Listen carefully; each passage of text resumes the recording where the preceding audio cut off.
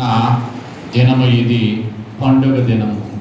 దేవుడు ఒక్కడై ఉన్నాను, ముగ్గురుగా మన క్షేమము కోరి, ఎవరి క్షేమము? మానవుని యొక్క క్షేమము కోరి, మానవుని యొక్క సహవాసము కోరి ముగ్గురుగా బయలుపడిన వాడై ఉన్నాడు దేవుడు. ఆ దేవుడు ఎలాంటి వాడు అంటే పరిశుద్ధుడు.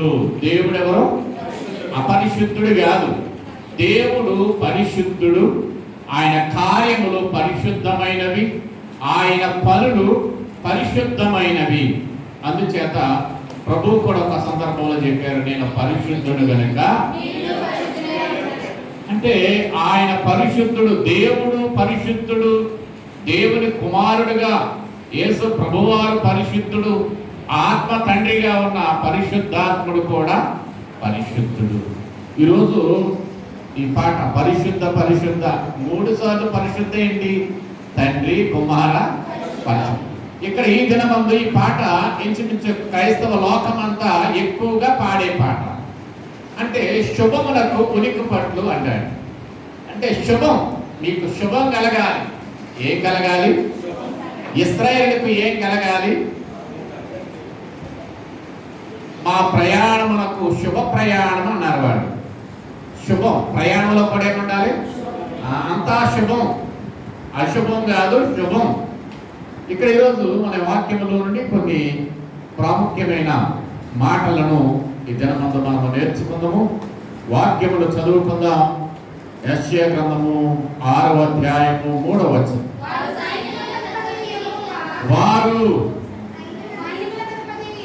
వారు అన్నారు. వారు అంటే ఎవరు? దేవుని చేత పరిశుద్ధముగా కలుగ చేయబడిన ఘనమైన దేవదూతలు. ఎవరు వీళ్ళు? ఘనమైన దేవదూతలు. కెరూబులు, సెరూబులు అని వ్రాయబడింది అక్కడ. ఈ దేవదూతల గురించి చాలా సంగతులు ఉన్నాయి. ఉదయం నుండి సాయంత్రం వరకు వీళ్ళ గురించి వివరిస్తే రాసుకున్నా. రాసేటప్పుడు దేవదూతలు అంటే ఎంతమంది ఉంటారా, దేవదూతలు అంటే ఎంత గొప్పగా ఉంటారా అని రాయబడింది. దేవదూతలు వాటి రకాలు, దేవదూతలు వాటి రకాలు. దేవుని చేత కలుగ చేయబడిన దేవదూతలైన వారు ఉన్నతమైన వారిగా ఉన్నారు. 7 రకాల దూతలు ఒక రకమైతే, కెరూబులు, సెరూబులు మరొక రకమై ఉన్నారు. వీరిని మహాదూతలు అంటారు. ఎవరు వీళ్ళు? మహాదూతలు. ఈ మహాదూతలు ఏం చేస్తాయంటే, దైవజనుడు దేవదాసయ్య గారు ఈ దూతల గురించి వివరిస్తూ, ఒక్కొక్క దూత ఒక దేశమును తన కౌలులోకి తీసుకోగలదు. అంటే మన భారతదేశం పెద్ద దేశంలో ఒక దేశం. ఒక దూత, ఈ కెరూబులైన లేక సెరూబులైన ఈ దూతలు మహాదూతలు అని చెప్పుకుంటున్నాం.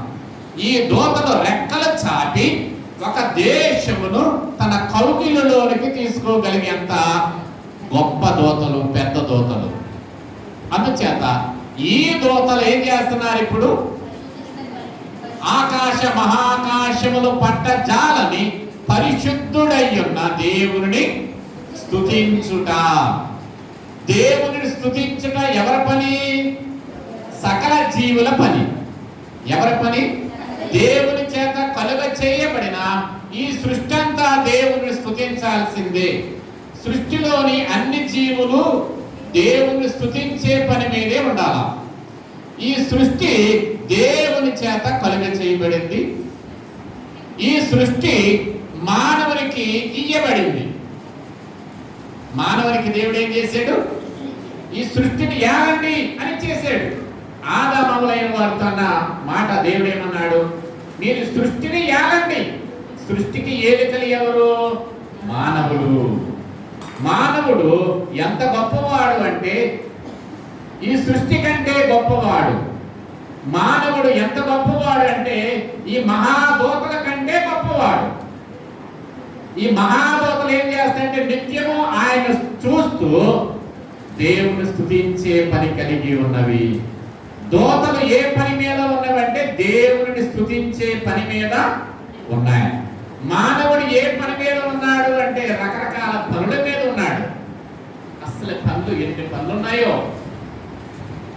దేవుని పనిని విడిచి అన్ని పనులలో మానవుడు ఉన్నాడు. దూతలైతే దేవుని పని మీదనే ఉన్నవి కనుక దేవుని పని మీద ఉన్న దూతలకు అవసరములు లేవు. దేవుని పని మీద ఉన్న ఈ దూతలు దేవుని స్తుతిస్తున్నాయి, అంతకు మించిన పనేమి లేదు, వారికి అవసరం కూడా అసలేమీ లేదు. మానవుడు దేవుని స్తుతించలేకపోతున్నాడు కనుక ప్రార్థిస్తున్నాడు. దేవా, నాకు చాలా అవసరాలు ఉన్నాయి, ఫైనాన్షియల్ గా చాలా అవసరాలు ఉన్నాయి. అంటే ఈ మానవుడు ఏం చేయగలుగుతున్నాడు అంటే దేవుని ప్రార్థించగలుగుతున్నాడు. ప్రార్థించి దేవుని ఎదురుండి అయ్యా నాకు ఇవ్వయ్యా అని అడుగుతున్నాడు. దూతలు అడుగుతున్నాయా? అడగటం లేదు. ఎందుకు అంటే వారు ఆత్మ స్వరూపులు కనుక అవసరములు లేవు. దేవదూతల ఆత్మ స్వరూపులు కనుక వారికి అవసరాలు ఉండవు. మనకు శరీరానుసారం మనము కూడా స్తుతించగలిగితే దూతల కంటే ఉన్నతమైన స్థితి మనకు వచ్చును. దూతల కంటే ఉన్నతమైన స్థితి. ఈ ఇంత గొప్ప దూతలను కూడా దేవుడు మనకు కావలి భటులుగా పెట్టాడు. ఎలా పెట్టాడు? మనకు పాదములకు రాయి కూడా తగలకుండా ఈ దూతలు ఏం చేస్తున్నాయంటే 91వ కీర్తనలో వారు మనకు ఏ గాయము కానియకుండా దూతలను సహితము దేవుడు మానవునికి ఏం పెట్టాడు? కావలిగా పెట్టాడు. ఇప్పుడు కావలివాడు గొప్పవాడా, కావలి పెట్టుకున్నవాడు గొప్పవాడా? హైదరాబాద్ పట్టణంలో పెద్ద పెద్ద పట్టణాలకు వెళ్తే ఇంటి దగ్గర కావలి వారిని పెట్టుకుంటారు, వాచ్మెన్స్. ఇప్పుడు వాచ్మెన్ కూడా గొప్పవాడే, అది ఉద్యోగం చేస్తున్నాడు కదా. వాచ్మెన్ కూడా ఉద్యోగం చేస్తున్నాడు కనుక ఏం చేస్తున్నాడు? అతను గొప్పవాడే. ఏం చేస్తున్నాడు? తనకు ఏం కావాలి? పని కావాలి. ఆ పనికి న్యాయం చేయాలంటే అతను మెలకువగా ఉండి ఏం చేస్తాడు? కావలి కాస్తాడు. ఈ కావలి కాసి ఆయనే గొప్పవాడు అంటే కావలి కాయించుకున్న మనం ఎంత ఇంకా గొప్ప. అంటే దూతల కంటే ఉన్నతమైన స్థితి మానవుడిది. కానీ దూతలు చేసిన పని మానవుడు చేయలేకపోతున్నాడు. అయ్యగారు చెప్తూ మాట, మనము కూడా దూతల బట్టి స్తుతి చేయగలిగితే మనకు అవసరం ఏమీ ఉండదు. మన స్తుతిని బట్టి మన స్థితిగతులు మారును. మనకు దేవుడికి స్తుతి చేస్తా ఉంటే స్థితిగతులు అంటే మా స్థితి అసలు ఏం బాగలేదండి. స్థితి పరిస్థితి. ఈ స్థితి బాగలేదు అంటే ఏమున్నాయి? చాలా అప్పులు ఉండొచ్చు, వ్యాధులు ఉండొచ్చు, సమస్యలు ఉండొచ్చు. మా కుటుంబ పరిస్థితి ఇది బాగా. ఇప్పుడు బాగోవాలి అంటే బాగుగా ఉండడానికి ఒక పని చేయాలి. దూతలు చేసే స్తుతి చేయాలి. మానవులైన వారు స్తుతి చేయగలిగితే దేవుని రూపమును సంతరించుకుందురు. దేవుని వలె పరిశుద్ధులైపోతారట. దేవుడు పరిశుద్ధుడు, అందుచేత ఆయన స్తుతులకు పాత్రుడుగా ఎంచబడ్డాడు. మానవుడు ఆయన రూపంలో అయితే ఉన్నాడు కానీ ఆయన వలె ఉండలేకపోతున్నాడు. యేసు ప్రభువు ఏం కనబడింది చరణంలో మీకు? దేవుని సృష్టిలో ఆయన కలుగజేసిన వాటన్నిటిలో దేవుడు అన్నిటినీ తన పని కొరకు వాడుకుంటాడట.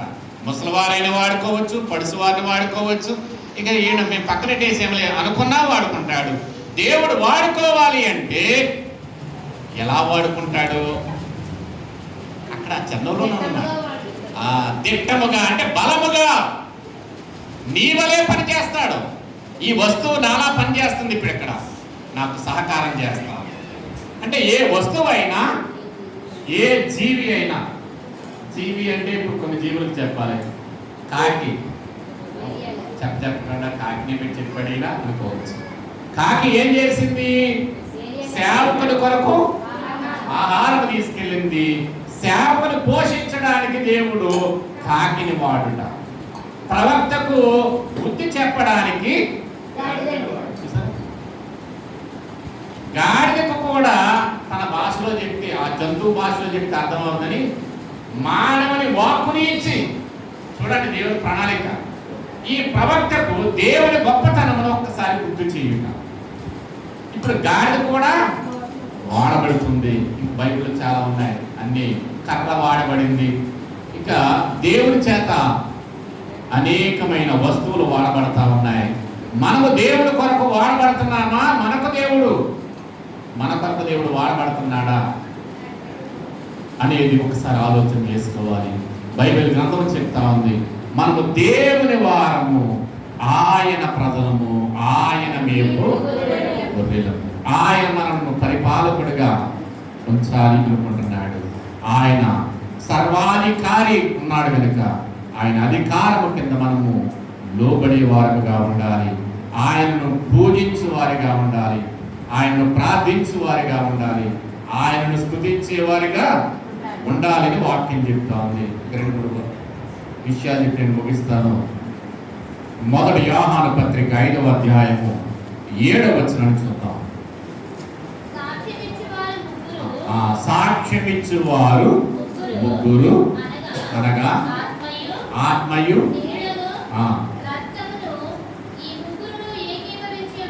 చాలు. ఆత్మ, పరిశుద్ధాత్మ తండ్రి, ఆత్మ, నీరు. అంటే ఆది కాండంలో మీరు చూస్తే దేవుని ఆత్మ జలములపై అల్లాడుచుండెను. తండ్రి అయిన దేవుడు ఆయన ఎవరో కలుగ చేయలేదు. జలముల పైన దేవుని ఆత్మ ఏమవుతుంది? అల్లాడుతుంది. నీరు, రక్తము అనగానే యేసుక్రీస్తు ప్రభువారు. ఈ ముగ్గురు ఏం చేస్తున్నారు అంటే ఏకత్వములో వారు సాక్ష్యమిస్తూ ఉన్నారు. ప్రభునందు ప్రియమైన వారులారా, అదే విషయం 2వ కొరింథీ పత్రికలో పౌలు గారు రాస్తూ అంటాడు. 2వ కొరింథీ పత్రిక 13వ అధ్యాయము 14వ వచనం. ప్రభువైన యేసుక్రీస్తు కృపయు, దేవుని ప్రేమయు, పరిశుద్ధాత్మ సహవాసము మనకందరికి, మీకందరికీ ఆయన అన్నాడు కదా, ఇప్పుడు మనమేమనాలా? మనకందరికి తోడయ్యుండును గాక. దేవుడు మనకు తోడై ఉండాలి. అప్పుడు మనం అన్నిటిలోనూ విజయము పొందగలము, అన్నిటిలోనూ మనకు గౌరవము పొందగలము, అన్నిటిలోనూ మనకు కొరత ఉండదు అనేది మనం ఎరిగిన వారమై ఉంటూ ఉన్నాం. అయితే ప్రకటన గ్రంథంలో మొదటి అధ్యాయము 4-5 వచనాలు పద్మసులంకలో పరవాసిగా ఉన్నటువంటి యోహాను, యేసు రొమ్మున ఆనుకున్న యోహాను. ఈ లంకలో ఎవరు లేరు? ఎవరు లేరు. ఎందుకు అంటే ఆత్మవశ్యుడిగా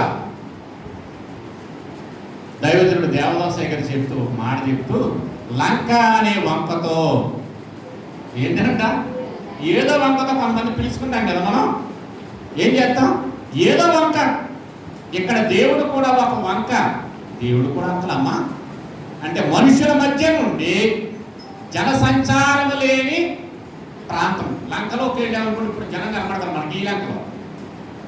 ఎందుకంటే నిర్మానుష్యమైన ప్రాంతంలోనికి పద్మస్ లంకలో, అది ద్వీపము చుట్టూరు కూడా నీరే ఉంది.